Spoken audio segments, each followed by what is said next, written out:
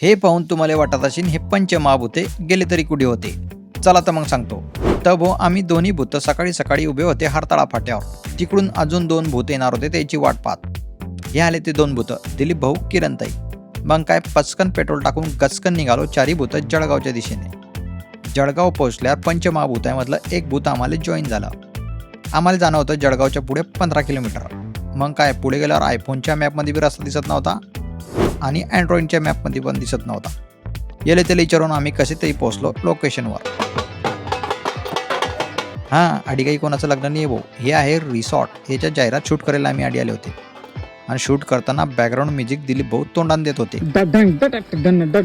म्हणजे एडिटिंगचं कामच नाही. ये पा सुपर फास्ट एक्सप्रेस, हे फास्ट एक्सप्रेस और ये धीमी गती से चलने वाली पैसेंजर. हे घाबरत होती म्हणे पळून जाईन कॅमेरा शूट न करा.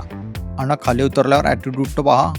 पडली पण नाही. इकडे आपल्या वजनदार व्यक्तिमत्वाचा गैरफायदा घेत गौरी तिच्या वहिनीला त्रास देत होती.